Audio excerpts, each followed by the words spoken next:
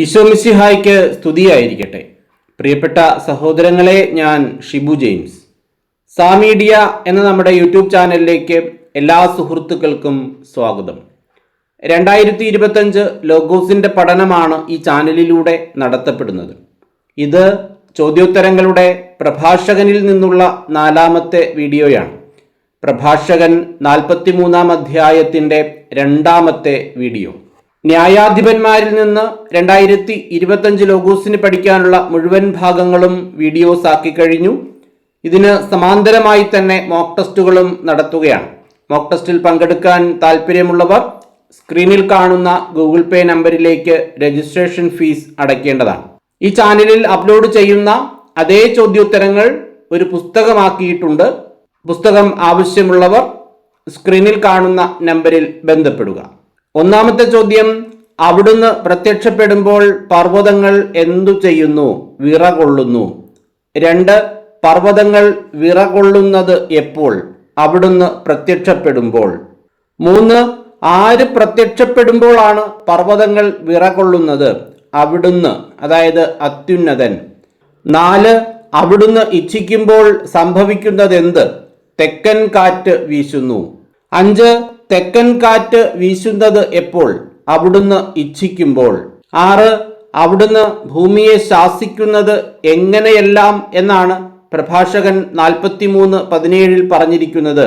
മേഘഗർജനം കൊണ്ട്, ചുഴലിക്കാറ്റും വടക്കൻ കാറ്റും കൊണ്ട്. 7, മേഘഗർജനം കൊണ്ട് അവിടുന്ന് ശാസിക്കുന്നത് എന്തിനെ? ഭൂമിയെ. 8, മേഘഗർജനം കൊണ്ട് അവിടുന്ന് ഭൂമിയെ ശാസിക്കുന്നു. അതോടൊപ്പം ഏതെല്ലാം കാറ്റുകൾ കൊണ്ടും ശാസിക്കുന്നു? ചുഴലിക്കാറ്റും വടക്കൻ കാറ്റും. 9, അവിടുന്ന് മഞ്ഞു വിതറുന്നത് എന്തുപോലെ? പറന്നിറങ്ങുന്ന പക്ഷികളെപ്പോലെ. 10, പറന്നിറങ്ങുന്ന പക്ഷികളെപ്പോലെ അവിടുന്ന് വിതറുന്നത് എന്ത്? മഞ്ഞ്. 11, വെട്ടുകിളിപ്പറ്റം പോലെ ഇറങ്ങി വരുന്നത് എന്ത്? മഞ്ഞ്. 12, മഞ്ഞ് ഇറങ്ങി വരുന്നത് എങ്ങനെ? വെട്ടുകിളിപ്പറ്റം പോലെ. 13, അതിൻ്റെ വെണ്മ കണ്ണഞ്ചിക്കുന്നതാണ്. അത് വീഴുന്നത് കണ്ട് മനസ്സ് വിസ്മയഭരിതമാകുന്നു. ഏത്? മഞ്ഞ്. 14, മഞ്ഞിൻ്റെ എന്താണ് കണ്ണഞ്ചിക്കുന്നത്? വെണ്മ. 15, എന്തിൻ്റെ വെണ്മയാണ് കണ്ണഞ്ചിക്കുന്നത്? മഞ്ഞിൻ്റെ. 16, മഞ്ഞു വീഴുന്നതു കണ്ട് വിസ്മയഭരിതമാകുന്നത് എന്ത്? മനസ്സ്. 17, അവിടുന്ന് ഉപ്പുപോലെ ഭൂമിയിൽ വിതറുന്നതെന്ത്? തുഷാരം. 18, അവിടുന്ന് ഉപ്പുപോലെ തുഷാരം വിതറുന്നത് എവിടെ? ഭൂമിയിൽ. 19, അവിടുന്ന് എന്തുപോലെയാണ് ഭൂമിയിൽ തുഷാരം വിതറുന്നത്? ഉപ്പുപോലെ. 20, ഉറയുമ്പോൾ അത് കൂർത്ത മുള്ളുപോലെയാകുന്നു. എന്ത്? ഉപ്പുപോലെ ഭൂമിയിൽ വിതറുന്ന തുഷാരം. 21, ഉപ്പുപോലെ ഭൂമിയിൽ വിതറുന്ന തുഷാരം ഉറയുമ്പോൾ എന്തുപോലെയാകുന്നു? കൂർത്ത മുള്ളുപോലെ. 22, ജലോപരിതലം മഞ്ഞുകട്ടയാകുന്നതെങ്ങനെ? തണുത്ത വടക്കൻ കാറ്റു വീശി.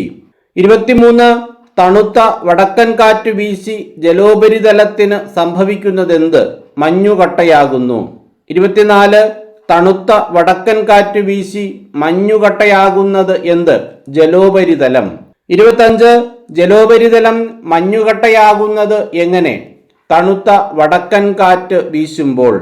26, തണുത്ത വടക്കൻ കാറ്റ് വീശുമ്പോൾ ജലോപരിതലം എന്താകുന്നു? മഞ്ഞുകട്ടയാകുന്നു. 27, എവിടെയാണ് അത് മഞ്ഞുകട്ട പൊങ്ങിക്കിടക്കുന്നത്? ജലാശയത്തിനു മുകളിൽ. 28, ജലാശയങ്ങളുടെ മുകളിൽ അത് മഞ്ഞുകട്ട എന്തു ചെയ്യുന്നു? പൊങ്ങിക്കിടക്കുന്നു.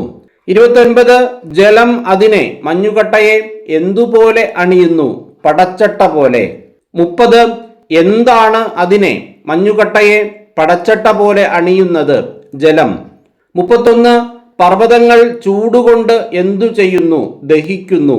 32, എന്താണ് ചൂടുകൊണ്ട് ദഹിക്കുന്നത്? പർവ്വതങ്ങൾ.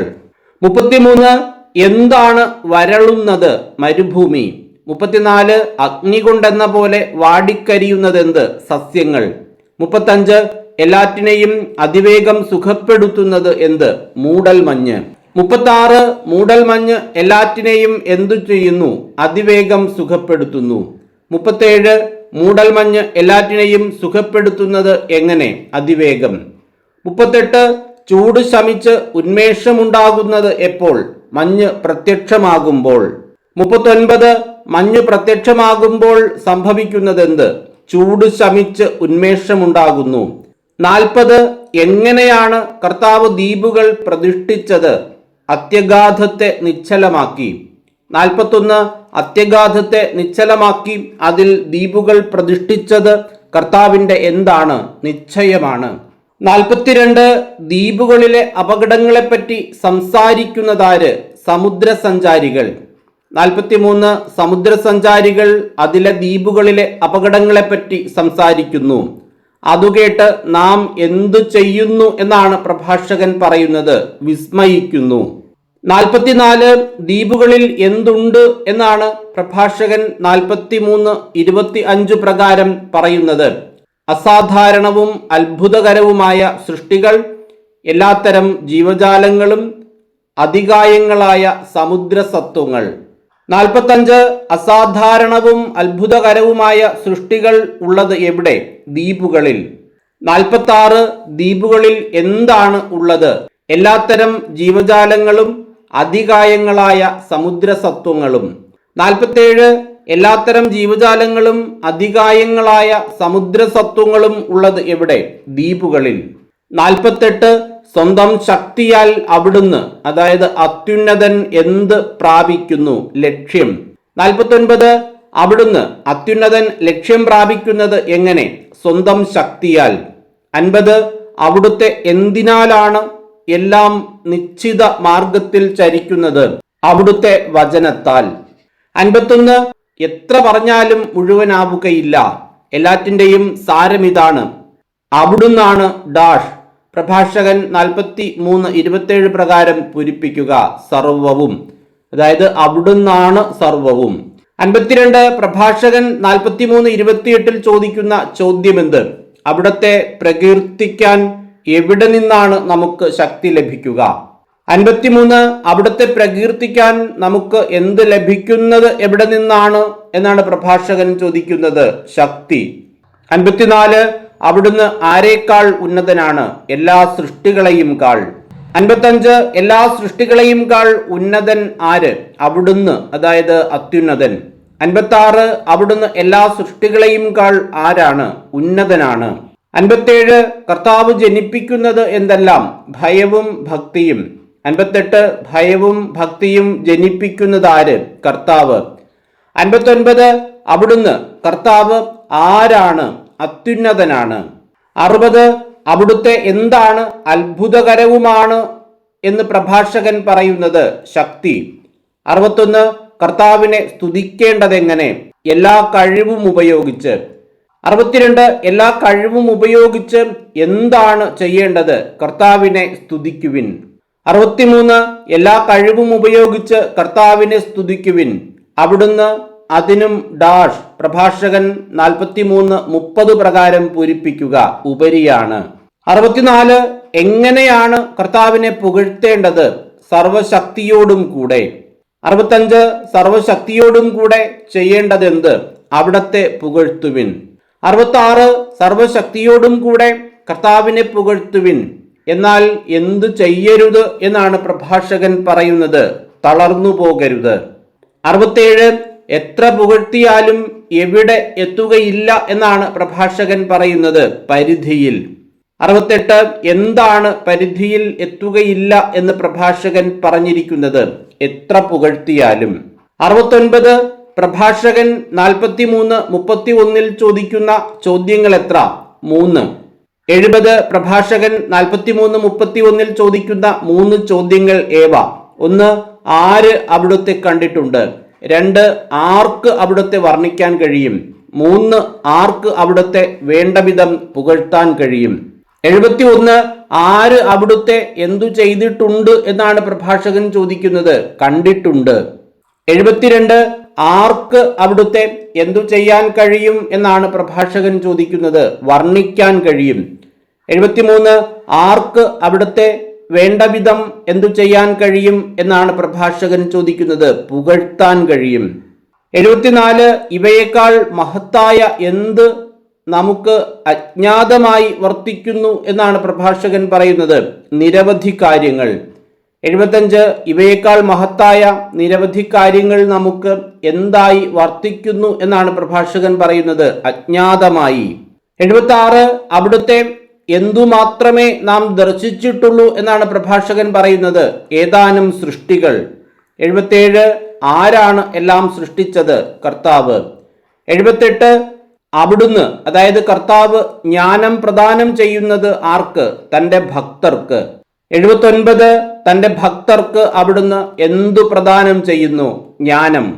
ഇങ്ങനെ 79 ചോദ്യങ്ങളാണ് പ്രഭാഷകൻ 43-ാം അധ്യായത്തിൻ്റെ 2-ാം ഭാഗത്ത് തയ്യാറാക്കിയിരിക്കുന്നത്. 44-ാം അധ്യായം ഒരു വീഡിയോയായിട്ടാണ് അപ്ലോഡ് ചെയ്യുന്നത്. 50 വരെയുള്ള അധ്യായങ്ങളാണ്, 41 മുതൽ 50 വരെയുള്ള അധ്യായങ്ങളാണ് പ്രഭാഷകരിൽ നിന്ന് പഠിക്കുന്നത്. 2025 ലോഗോസിന് പഠിക്കാനുള്ളത്. അത്രയും ഭാഗത്തിൻ്റെ വീഡിയോ ഒരാഴ്ചയ്ക്കുള്ളിൽ തന്നെ അപ്ലോഡ് ചെയ്യാൻ പരിശ്രമിക്കുകയാണ്. എല്ലാവരും നന്നായി വചനം പഠിക്കുക, മോക്ക് ടെസ്റ്റിൽ പങ്കെടുക്കാൻ പരമാവധി പരിശ്രമിക്കുക. ആദ്യം നമ്മൾ തുടങ്ങിയത് ആഴ്ചയിൽ 2 മോക്ക് ടെസ്റ്റ് എന്ന ക്രമത്തിനായിരുന്നു, തിങ്കൾ വ്യാഴം ദിവസങ്ങളിൽ. ഇപ്പോൾ തിങ്കൾ ബുധൻ ശനി എന്നിങ്ങനെ ആഴ്ചയിൽ 3 മോക്ക് ടെസ്റ്റുകൾ നടത്തുകയാണ്. എന്നാൽ പരീക്ഷ അടുത്തു വരുന്ന സമയങ്ങളിൽ ഒന്നിടവിട്ട ദിവസങ്ങളിലോ അല്ലെങ്കിൽ കഴിഞ്ഞ പ്രാവശ്യം ചെയ്തതുപോലെ എല്ലാ ദിവസങ്ങളിലും നടത്തിയെങ്കിൽ മാത്രമേ നമുക്ക് 100 മോക്ക് ടെസ്റ്റ് കംപ്ലീറ്റ് ചെയ്യാനായിട്ട് സാധിക്കുകയുള്ളൂ. അതിന് എല്ലാവരും പരിശ്രമിക്കുക. കഴിഞ്ഞ ദിവസങ്ങളിൽ 1-2 പേര് പറഞ്ഞിരുന്നു, ആഴ്ചയിൽ 3 മോക്ക് ടെസ്റ്റ് എന്ന ക്രമത്തിൽ വരുമ്പോൾ പഠിച്ചെഴുതാൻ കുറച്ച് ബുദ്ധിമുട്ടുണ്ട് എന്ന് പറഞ്ഞിരുന്നു. അപ്പോൾ അവരോട് ഞാൻ പറഞ്ഞത്, മുഴുവനും കാണാതെ പഠിച്ചതിന് ശേഷം എഴുതാം എന്ന് ചിന്തിക്കേണ്ട കാര്യമില്ല. ബൈബിൾ 1-2 പ്രാവശ്യം വായിക്കുക, വീഡിയോ 1-2 പ്രാവശ്യം കേൾക്കുക, അതിനുശേഷം പരീക്ഷ അറ്റൻഡ് ചെയ്യുക. ചിലപ്പോൾ 1-2-3 ചോദ്യങ്ങൾ നമുക്ക് ഉത്തരം തെറ്റിപ്പോയേക്കാം. എങ്കിലും അതിനുശേഷം ഒരു പ്രാവശ്യം കൂടി ബൈബിൾ വായിച്ച് വീഡിയോ കേട്ടിട്ട് നമുക്ക് ആ പരീക്ഷ, ആ മോക്ക് ടെസ്റ്റ്, ആ ലിങ്ക് ഉപയോഗിച്ച് വീണ്ടും 1-2-3 പ്രാവശ്യം കൂടി എഴുതാം. അതിൽ പ്രശ്നമില്ല. അതിന് എല്ലാവരും പരിശ്രമിക്കുക. എല്ലാവരും നന്നായി വചനം പഠിക്കുക. പരീക്ഷയ്ക്ക് പങ്കെടുക്കുക അല്ലെങ്കിൽ നല്ല മാർക്ക് വാങ്ങുക എന്നതിനേക്കാളൊക്കെ ഉപരിയായി വചനം പഠിക്കാനുള്ളൊരു മാർഗമാണ് ലോഗോസ് ക്വിസ് പഠനം എന്ന് പറയുന്നത്. അതിന് എല്ലാവർക്കും കഴിയട്ടെ. എല്ലാവർക്കും എല്ലാവിധമായ നന്മകളും അനുഗ്രഹങ്ങളും ഉണ്ടാകട്ടെ എന്ന് ആശംസിച്ചുകൊണ്ട് പ്രാർത്ഥിച്ചുകൊണ്ട് നിർത്തുന്നു. നന്ദി.